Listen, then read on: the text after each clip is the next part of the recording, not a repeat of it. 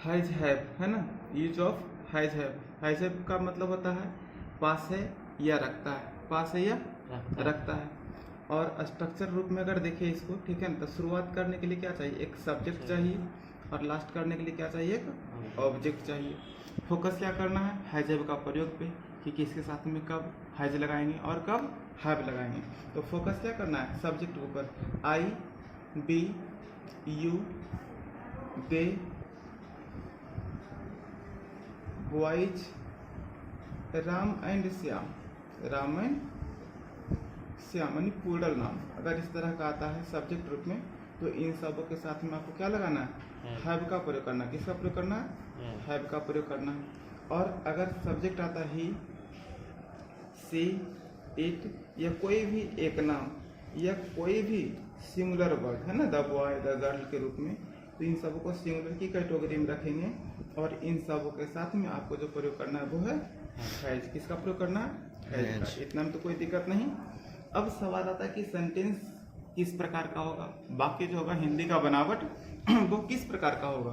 तो वो इस प्रकार का, जैसे किसी व्यक्ति के पास कुछ है, या कोई कुछ रखता है, या उसके पास है, बस यही तीन तरह का सेंटेंस होगा। जैसे मान लो कि राम के पास एक गाय है, इसका मतलब क्या, राम एक गाय रखता है ना, राम के पास एक गाय है या राम एक गाय रखता है, या फिर क्या बोल सकते हैं, राम को एक गाय है।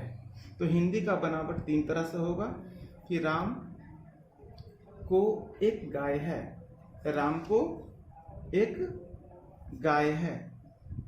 दूसरा क्या बोल सकते हैं हिंदी, राम के पास एक गाय है, राम के पास एक गाय है।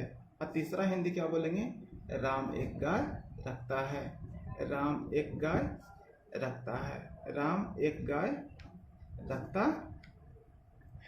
अब देखिए तीन हिंदी है, पर जब इंग्लिश करेंगे तो इंग्लिश सिर्फ और सिर्फ एक होगा। अब सब्जेक्ट रूप में सब जगह पर क्या दिख रहा है, राम, पहला काम कंप्लीट। दूसरा, राम सब्जेक्ट के रूप में सिंगुलर या प्लूरल, तो एक नाम का मतलब सिंगुलर, एक से अधिक नाम का मतलब प्लूरल। तो सिंगुलर के अनुसार क्या लगाना है, हैज लगाना। इसका मतलब राम के साथ में क्या लगाना है, हैज लगाना है। दूसरा, अब ऑब्जेक्ट रूप में क्या दिख रहा है, काऊ, काऊ का मतलब एक। अब एक के अनुसार यहाँ आर्टिकल यूज क्या हो गया, ए हो गया, राम के पास एक गाय है। अगर इसी प्रकार से बोलते कि नहीं, मुझे एक घड़ी है, मुझे एक घड़ी है, तो इसका दूसरा हिंदी क्या बनेगा, मेरे पास एक घड़ी है, मेरे पास एक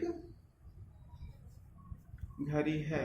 यह बोलेंगे मैं एक घड़ी रखता हूँ, मैं एक घड़ी रखता हूँ, मैं एक घड़ी रखता हूँ। अब आपसे पूछते हैं, यहाँ सब्जेक्ट रूप में मैं दिख रहा है, मेरे दिख रहा है, मुझे दिख रहा है, तो इसका मतलब तो ऐसा नहीं करेंगे कि मैं का इंग्लिश आई, मेरे का इंग्लिश माई और मुझे का इंग्लिश मी। नहीं, आई माई मी देने की आवश्यकता नहीं है, बल्कि सब्जेक्ट रूप में आई माई मी के जगह पर आई देने की आवश्यकता है। सब्जेक्टिव केस क्या होता है, आई, ऑब्जेक्टिव केस क्या होता है, मी, और पॉसेसिव एडजेक्टिव केस होता है माई। हमको क्या चाहिए, सब्जेक्ट चाहिए ना, तो सब्जेक्ट रूप में क्या मिल गया, आई। अब आई के अनुसार क्या लगाना है, हैव। क्या लगाना है, हैव, तो यहाँ हैव लगा दिए। अब एक घड़ी का स्पेलिंग क्या होता है, ए बाच। क्या होता है, ए बाच। बाच नाउन है और ए आर्टिकल यूज है। बाच क्या है, नाउन है और ए आर्टिकल यूज है, तो क्या बन गया, आई हैव ए बाच। अब इस सेंटेंस को भी 1 गुने 6 करेंगे। क्या करेंगे, 1 into 6 करेंगे। तो देखते हैं ये एक नंबर तो कंप्लीट हो गया यहाँ से, है ना। अब दूसरे पे जब चलेंगे तो क्या होगा, सबसे पहले सब्जेक्ट, सब्जेक्ट के बाद हैज या हैव में से कोई एक आएगा। क्या आएगा, कोई एक आएगा। नेगेटिव के लिए नो या नॉट का प्रयोग करेंगे, और तब क्या देंगे, ऑब्जेक्ट देंगे। अब सेंटेंस जब देखेंगे तो क्या आ जाएगा, मुझे एक घड़ी नहीं है, मुझे एक घड़ी नहीं है, मुझे एक घड़ी नहीं है। और ऊपर अगर सेंटेंस को फोकस करें तो मुझे एक घर नहीं है, मेरे पास एक घर नहीं है, मैं एक घड़ी नहीं रखता हूँ। तो हम किसी एक सेंटेंस को लेके चलेंगे, है ना, कि मुझे घड़ी नहीं है, तो मुझे का इंग्लिश क्या हो गया, आई हो गया। आई के अनुसार क्या लगाना है, हैव लगाना है। नेगेटिव के लिए क्या देना है, नॉट देना है, और ए बाच का प्रयोग करना है। अब तीसरे नंबर पे जब चलेंगे तो तीसरे नंबर पे क्या होगा, हैज या हैव का प्रयोग सबसे पहले होगा इंट्रोगेटिव फॉर्म में, तब क्या आएगा, सब्जेक्ट आएगा, और तब क्या आएगा, ऑब्जेक्ट आएगा, और लास्ट क्या करेंगे, प्रश्नवाचक चिन्ह का प्रयोग करेंगे। हिंदी का बनावट में सबसे पहले क्या आएगा, और हिंदी हो जाएगा क्या मुझे एक घड़ी है, क्या मुझे एक घड़ी है, क्या मुझे एक घड़ी है। इंग्लिश क्या बनेगा, हैज या हैव में से हैव सब्जेक्ट के अनुसार हम आगे ले आएंगे, और तब क्या करेंगे, ए बाज करेंगे, तब क्या करेंगे, ए बाज करेंगे। 4 नंबर पे देखेंगे तो इंट्रोगेटिव प्लस नेगेटिव होगा, मतलब हैज या हैव का प्रयोग सबसे पहले करेंगे, तब क्या देंगे, एक सब्जेक्ट देंगे जो भी होगा, उसके बाद क्या करेंगे, नो या नॉट में से कोई एक आएगा, और तब लास्ट करेंगे एक ऑब्जेक्ट के साथ, और प्रश्नवाचक चिन्ह से अंत करेंगे। हिंदी का बनावट, क्या मुझे एक घड़ी नहीं है, क्या मुझे एक घड़ी नहीं है, क्या मुझे एक घड़ी नहीं है, ये हिंदी का बनावट हो गया, क्या मुझे घड़ी नहीं है। इंग्लिश करेंगे क्या हो जाएगा, have I not a watch, have I not a watch. अब 4 से 5 नंबर पे जब चलेंगे तो 5 नंबर पे क्या होगा, डब्ल्यूएच क्वेश्चन होगा। 5 नंबर पे क्या होगा, डब्ल्यूएच क्वेश्चन होगा, मतलब शुरुआत करेंगे डब्ल्यूएच वर्ड से, उसके बाद आएगा हैज या हैव में से कोई एक, हैज या हैव में से कोई एक, और तब क्या देंगे, सब्जेक्ट देंगे, और लास्ट एक ऑब्जेक्ट से करेंगे, और साथ ही प्रश्नवाचक चिन्ह का प्रयोग करेंगे। अब हिंदी की बात करें तो सेंटेंस क्या बोलते हैं, मुझे एक घड़ी है, तो करेंगे मुझे एक घड़ी क्यों है, मुझे एक घड़ी कैसे है, मुझे एक घड़ी कहाँ है, मुझे एक घड़ी कब है, एटसेट्रा, जो पसंद हो वही। कैसे का इंग्लिश सबसे पहले लिखेंगे, हाउ, मुझे घड़ी कैसे, हाउ। अब सब्जेक्ट आई है तो उसके हिसाब से हम हैव का प्रयोग किए, और तब लिखे how have I a watch. 6ठा नंबर जब करेंगे तो होगा WH question plus negative, WH question plus negative, मतलब डब्ल्यूएच वर्ड प्लस हैज या हैव, हैज या हैव, प्लस आएगा सब्जेक्ट और प्लस आएगा नेगेटिव के लिए नो या नॉट का प्रयोग, और तब करेंगे ऑब्जेक्ट, और लास्ट करेंगे प्रश्नवाचक चिन्ह से। हिंदी हो जाएगा मुझे एक घड़ी